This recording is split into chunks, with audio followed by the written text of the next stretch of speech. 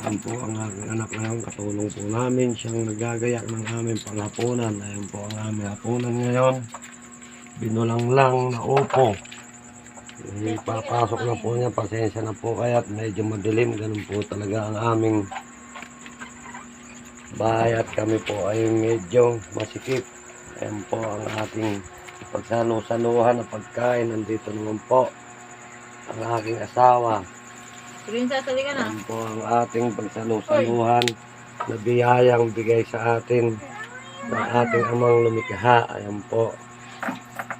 Meron po tayong ginataang suso. Ayan po ang ginataang suso na ating pinagsama-sama. Pag pinagsama-sama, makakaraos po ang panghapunan. Ayan po ang mga ulam natin ngayon sa hapunang ito na pinagkaloob sa atin ng ating amang lumikha. Pagsalusaluhan natin itong biyaya na ito. At ito naman po ang aking anak na babae. Ayan po, andito po kami ngayon. Bagamat wala po kaming katulad ng ibang lamesa kung tawagin, nagtsatsaga po kami sa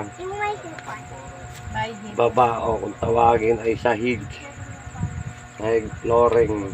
Ayan po, ganyan po namin iraos po natin ang hapunan na pagsasaluhan. At kasi nga po, bagamat gabi na, kasi nga po pumunta po kami sa aming biyanan. Ayan po, doon po galing yung sinasabi kong bulanglang na upo.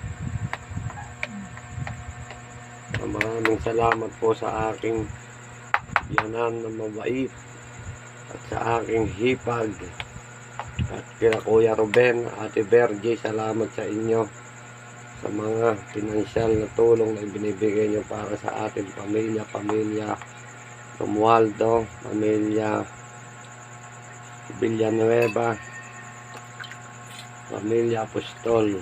Salamat po at puputulin ko na po ang aking content at kumain na po tayo sa hapunan ito. Pagsalusaluhan po natin ng pagkain na nakahain sa ating kung tawagin pagkainan. Salamat po. Sige po, maraming salamat po.